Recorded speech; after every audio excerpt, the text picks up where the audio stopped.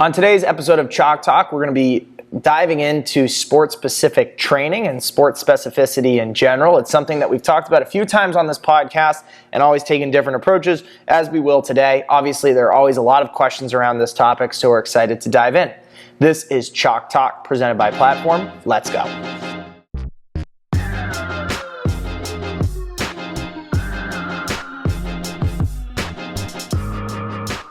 All right, I have Coach Brez with me again on one of our EDU style podcasts. As I mentioned, we are talking about sports specificity training in particular. I brought this one to you because I had a group of well-intentioned kids that I had, swimmers, that said they were looking for swim workouts. Those were a bunch of kids. So obviously they're seeing things are sparking their interest. They think they need X, Y, and Z to target certain muscles or work a certain way for swimming, as is the case in conversation for all sorts of different types of sports. So you've obviously had this conversation with me and lots of other coaches and teachers in a million different ways. So as I brought this one to you, where did your head sort of go as I said, let's talk sports specificity again? Yeah, this is always an interesting topic because it is a debate, conversation, discussion that has persisted for decades. So there's obviously something there in the sense of understanding the language involved, semantics, sides of an argument, and so forth and so on. And it's unique also because the history of this debate, when we started like a decade ago, sports-specific training was a very commonly accepted understanding of how to improve performance. So a workout was tailored to a type of sport or a position within a sport, and the only way to get better at said sport was to dive into that particular approach. And in recent years, we've seen a very concerted effort by many industry-leading professionals to kind of debunk that original thought and promote the idea that, especially in terms of the audience we're talking about, which is middle and high school aged athletes, sport-specific training, and this is where things get tripped up, is like it does not exist. And for all intents and purposes, that is more or less true. And it's funny now, though, that as this whole industry evolves, we've started to see a slight backswing to some degree, in which now coaches, trainers are challenging even that language. Is it too black and white even on that side? Are we not speaking the right way? And ultimately, I think all of this conversation really stems around language and how you phrase things, how you explain things, the assumptions you take, and then how we frame the conversation, because there's not a whole lot of ambiguity on what is appropriate for athletes of all levels. It's really one more of how do you explain it? How do you market it? What do you need to be aware of and be kind of wary of as it pertains to some of the things that you see on social media and in the private sector. So I think it's super important, and we've had this conversation a lot of different ways and a lot of different kind of tangents. But I thought it was a good one to maybe just dive back into after a few years of having the conversation. Yeah, and I think we've had the conversation a few different ways and always understand that it comes from well-intentioned, whether it's a coach that is looking for a certain type of training, it's a student or a student athlete that's looking for something. And I think, often those that are sort of beating their head against the wall at times ask themselves, why does this still exist? Why is it even still a thing that people are thinking about? And so, living in this world, having these conversations all the time, talking to different coaches, teachers, students, student athletes, what are some of those common reoccurring things that seem to be kind of moving this conversation to always come back to well, what about sports specific training? And this is the place you have to start. Whether you're an athlete looking to take the next step or a coach trying to help athletes take the next step, you got to understand why things exist the way they exist, why people have perceptions of things like highly specific sport training. Well, it's not an obstacle that can just be brushed under the rug. We got to understand that it comes and exists for a reason. And the first is, if you think about it, everybody wants to be the best. And that's the reason they're training. Sure. And so the instinct when you want to be the best is a couple things. One, it always assumes that it requires something special.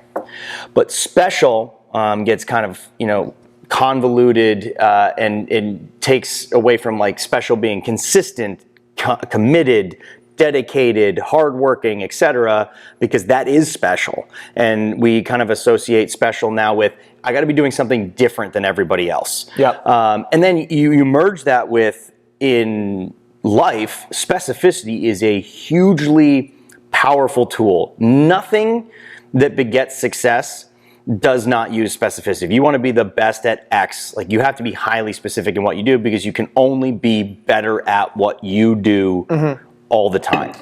And I think in that sense, like a lot of times, and I'm sure we'll draw this more out, and I know you're getting there, but like to me, it triggers like, you wouldn't say be the best basketball player, go practice football, and so everything around training for basketball, and I'm just using that as an example, is like, well, I have to dribble, I have to do this, I have to do that, and it's almost bled into everything, including weight training, strength and conditioning training, things like that. Yeah. And it's that kind of like widening the circle of what has to be specific.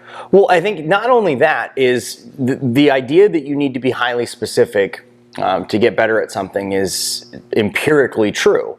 The issue is we never take it, and I say we in the larger group of people, generally don't take it one step further and just determine what is it I am actually trying to get better at. We know you want to get better at a sport. Okay. What things are necessary for said sport to improve your performance? Yep. I think what we do is we make the automatic jump to think anything like unique that's touted as for a sport is going to be what I want. And that's perpetuated by the stuff you see on social media. Yeah. And look, you'll see, guys on Boju balls doing, crazy drills in the NFL, and you'll see cone drills in various other sports. You'll do a lot of baseball swinging and velocity stuff, X, Y, Z.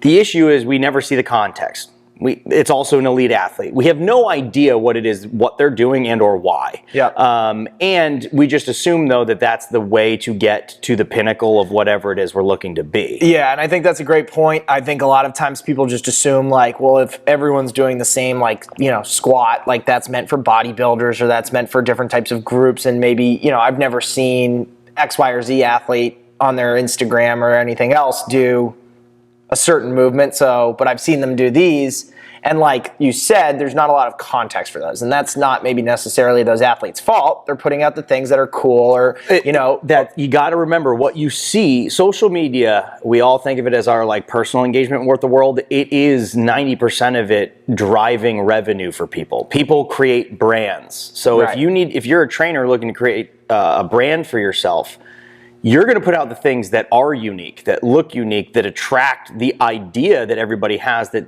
I need something highly specific. Sure. And so kids then assume that that is the thing I should be doing, not one thing that somebody does that might work within a larger umbrella. Yeah, and I think that's a good transition, and we've already kind of talked about it but haven't said the word yet, because it's my favorite thing that you talk about a lot in trying to explain it, especially to kids, and kids understanding that mimicry and mimicking a movement or emotion doesn't equal specificity. So you've said that a number of times. It's always resonated with me because of that idea. Like that clicks with the kid. Like, hey, just because you're mimicking something doesn't mean you're developing or working on it. So how do you go about kind of explaining that in a little bit more further detail? Yeah, this is the big piece. Understanding why the perception of the need for specificity exists is important.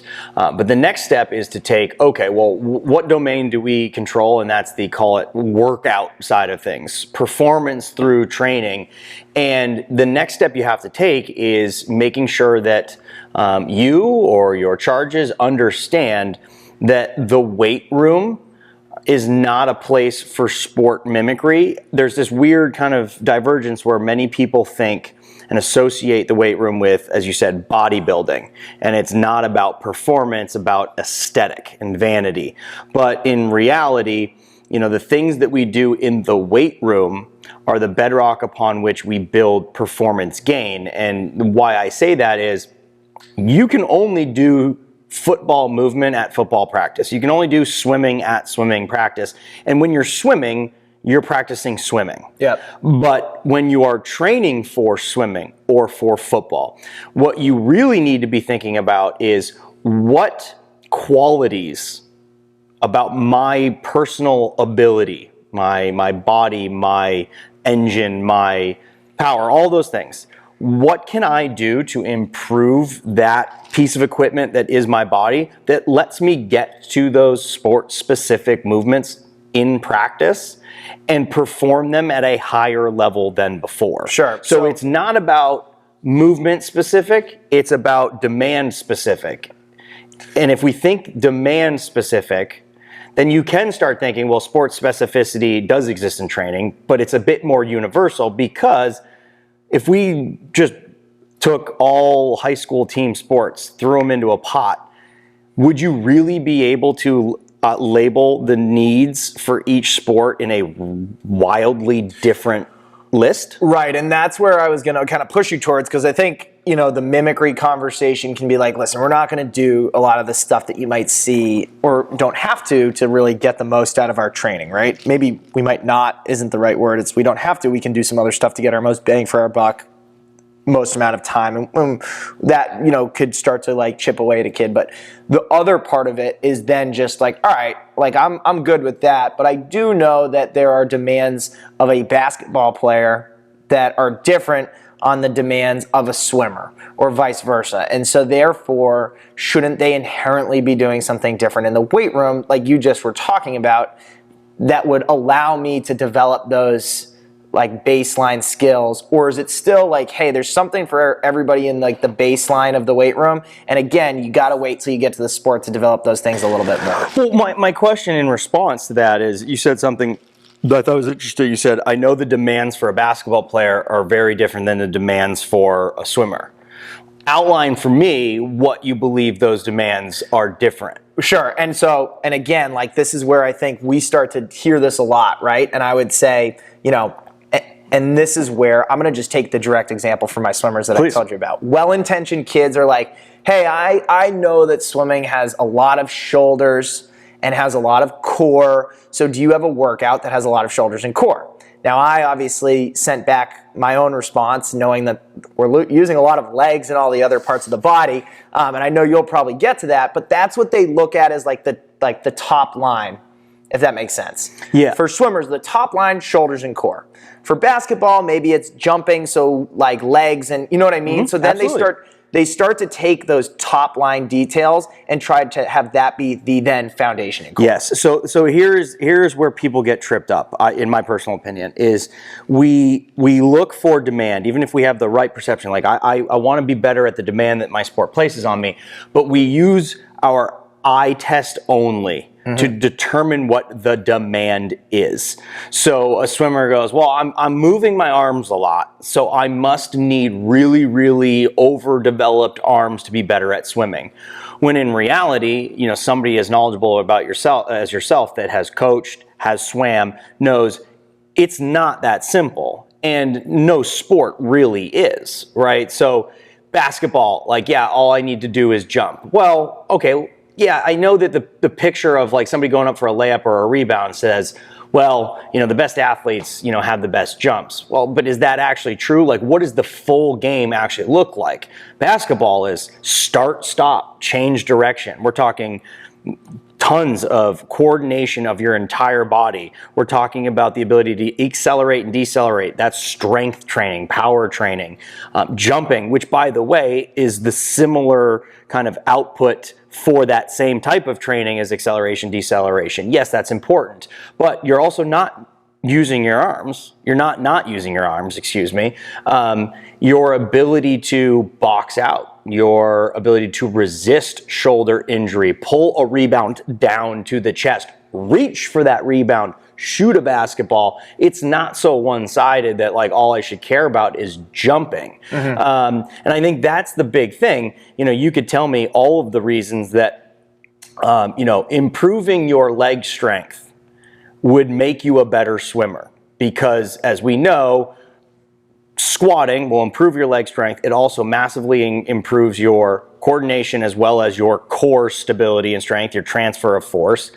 That will play a big role in swimming. And if you really need to get highly specific, you're not just starting in a pool up and down, right? We've talked about this a lot. Like, is it not helpful to have the kick off of a wall, the press off of a wall, the kick into the pool with a dive?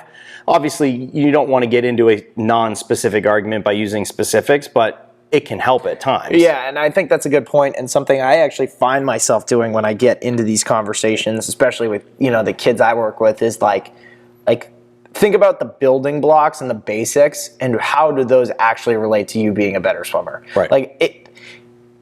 I always use the term, we're not doing sport-specific training, but our training can be specific to our sport if we can understand what those different pieces are and understand the building blocks and being able to do it. If every single time you go to push off the wall or jump, your knees cave in, you have to develop that range of that body pattern in a controlled environment. And I think that's where we haven't even touched on it yet, and I don't mean to be jumping all around. That's fine. But a lot of times people will be like, okay, but we do a lot of that in the sport, so I want to steer clear of it in the weight room. It's almost like the opposite, right? And people in that same vein would be like, well, my baseball players need to avoid the throwing motion and shoulder and rotator stuff in the weight room because they're doing tons of it in baseball. I always looked at it same way. What can we do in a controlled environment to develop all of those foundational elements? Because in an uncontrolled sport environment, now your body has to know how to do it and be kind of in an off-kiltered position. And that's sort of a rant and ramble of a few different things, but that's where I always kind of steer back towards when I'm talking to my kids, at least. No, absolutely. I think the easiest way to really go through it with a kid is to go through the things that you do in the weight room and the why behind them. And then that's usually the thing that's missing is I know we're squatting, but I don't need big legs or I don't want big legs. Okay, well, why are we squatting? I'm not squatting because I care what your 1 rep max squat is. I want to create the ability to generate force, to act upon the world, whether that's gravity, whether that's a wall, whether that's the water. I want to be able to enact my will against the world in a ever-increasing greater ability. Going to do that with a squat. We're going to do that with a hinge. Going to do that with a press. Going to do that with a pull. We don't want to, pigeonhole ourselves into thinking that all I care about on the squat is a big squat. It's what am I getting? I'm chasing adaptation. We're cleaning. It's not a football exercise. Whether or not you're a loaded jump guy or an Ollie lift person, we're not just looking to be better weightlifters. We're not looking to compete in weightlifting, but the explosive nature of those lifts, those movements, translate very well to a lot of elements of different sport. Yeah, and I think something that you'll get into and different pieces of the puzzle we always talk about are sort of thinking about the high level perspective and what are the more demands of the sport. What can we look at, to your point that you asked me earlier when we were kind of bouncing it back and forth between basketball and swimming, are there similar demands that would make up these two sports and any kind of combination of sports that we can look to?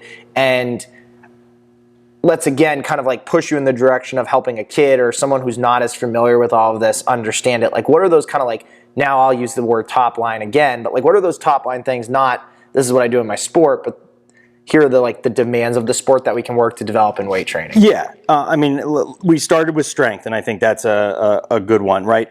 There is no athlete that would be hurt by being stronger, right? And we're not talking bodybuilding. We're not talking massive muscle bound, unable to move. We're talking about stronger, the ability to press harder, pull harder, squat, hinge, all of those things. The ability to do that harder, you're going to exert more force. That has effects on sprinting, jumping, anything that is when you're acting against another person or the world, the ground, the gravity, whatever.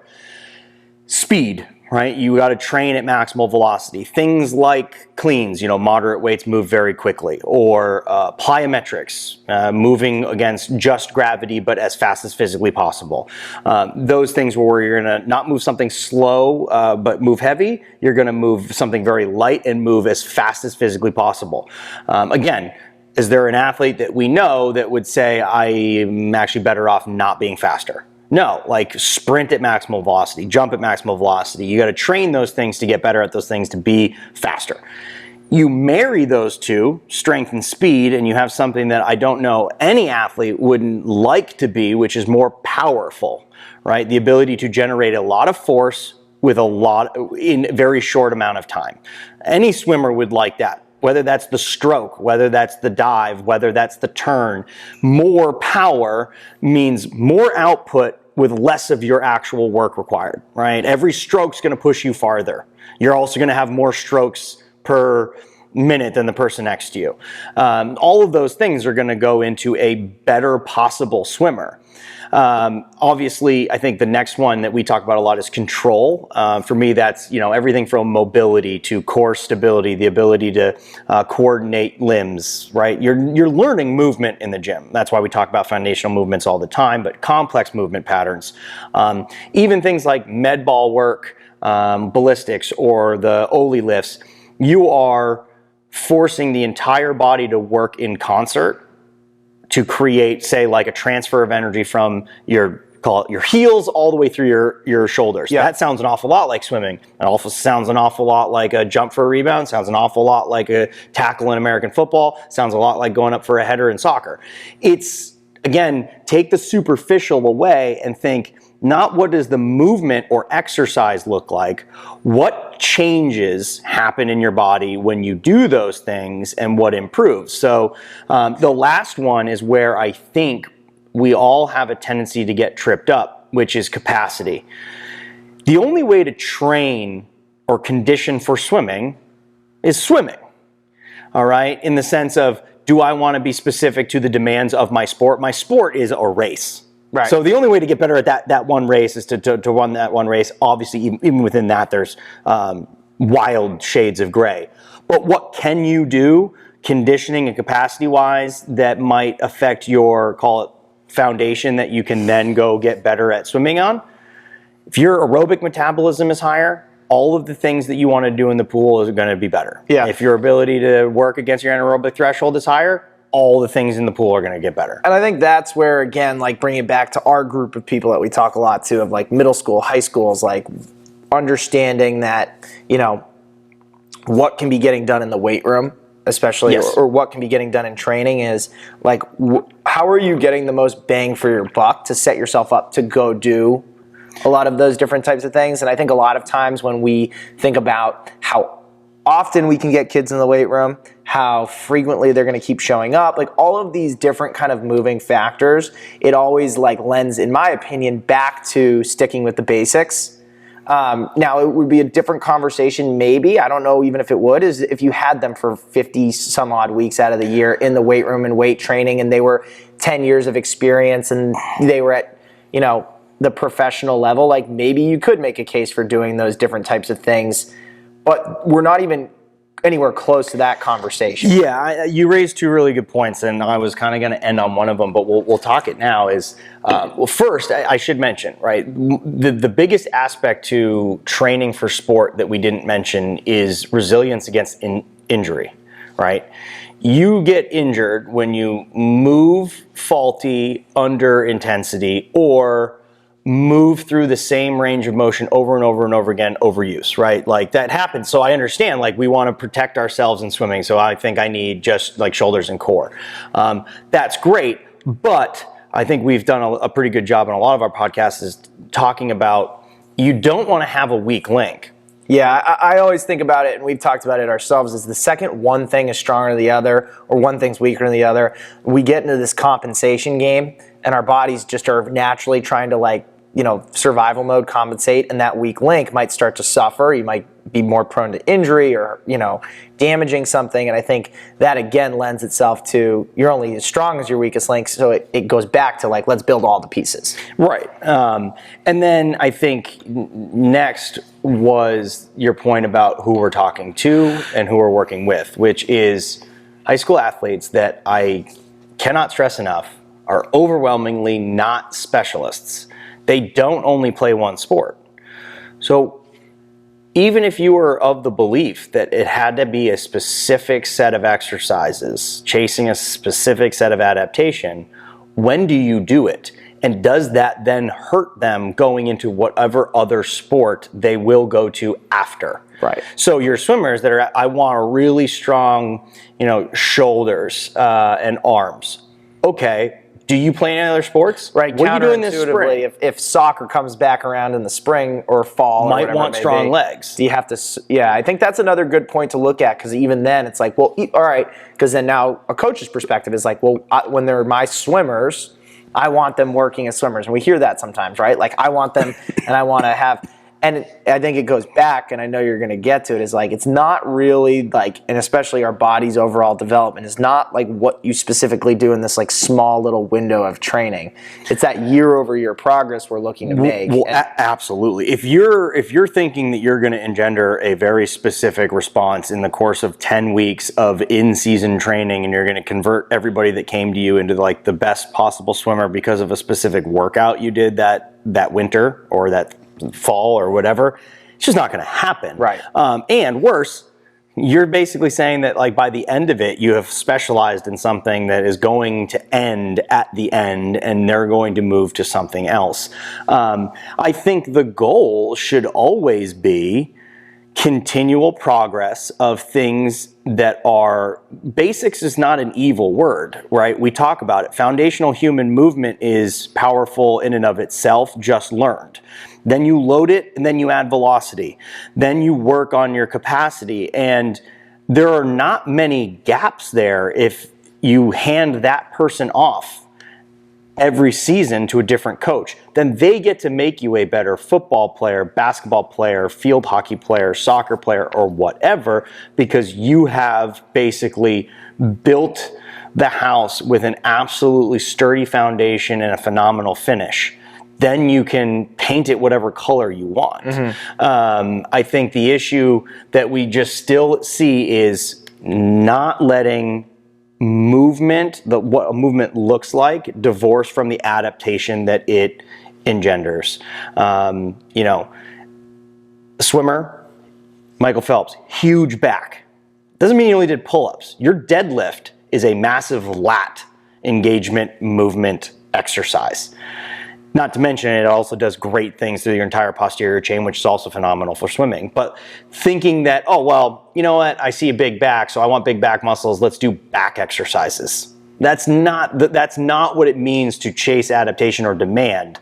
Chasing adaptation or demand is like, well, if I'm stronger, what does strength mean? Well, if I'm stronger, I can do X, Y, and Z better. That would help me in this, and this in my sport. Okay, let's get strong across the board through all of our foundational patterns and just be better. Yep, for sure. And I think that's where, to kind of like push us towards the finish line, is a lot of times too, like if I'm a coach, I'm like, well, I want my kids to buy in. So maybe I'm going to call it the swim off-season program or football off-season program and everything else like that. And that's almost like when they're like, okay, well, this is my... That like it all kind of spins in the cycle, you know what I mean? Like even coaches that are trying to sell it to their kids, like I want my kids to know, and it's hard. And that's totally fine. You're playing this weird teetering balance of like, I know what I'm doing, but I also want my kids to know what we're doing is great for them holistically, and it just becomes this weird like tug of rope. It's just about communication, right? Like, and you can play the game. Right? Somebody asks a private trainer that doesn't believe in sport specific. They say, hey, my son plays X. Can you train them for X? Yes, I can specifically train them for X. It might be the exact same thing that somebody else is doing for an entirely different sport. And again, I think the one thing that we'll end on by harping on is that a large reminder of who we're talking about. Most of these kids can't perform an air squat with actual optimal technique. They barely can hit a push-up. So maybe the biggest result is setting the foundation upon which maybe by the time they're 25 and in the Olympics, they can specialize. Yeah. And even then, I think I'll end with this. You ask the top professionals in this industry at any level, even at the pinnacle of sport, training is 90% the same for every single athlete because it's about strength and power and resiliency to injury. They might just do small things that, if you're a NHL player, you're in ice hockey skates for freaking, 2/3 of the year.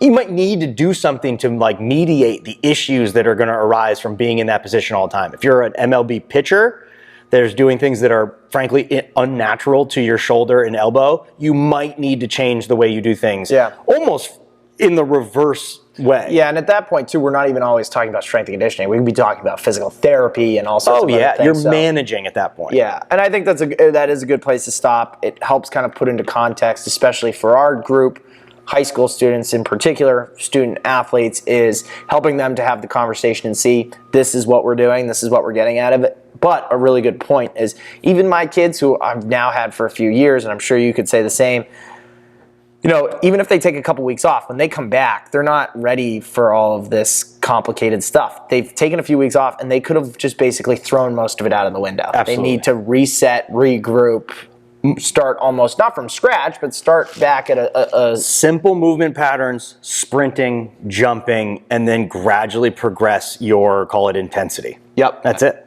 Absolutely. Anything else? No. Good. That's a great place to stop. As always, this conversation stems around a lot of our philosophies, our programs, what we do here at Platform. So if you're interested in some of the things that we do from an off-season perspective, in-season perspective, developing students to help them become student athletes, reach out to us. We have a lot of great resources, and we want to be here to help and be a resource to all of our teachers and coaches out there, as well as the students and athletes they work with. So thanks again for listening, and remember, at Platform, it's always in pursuit of better.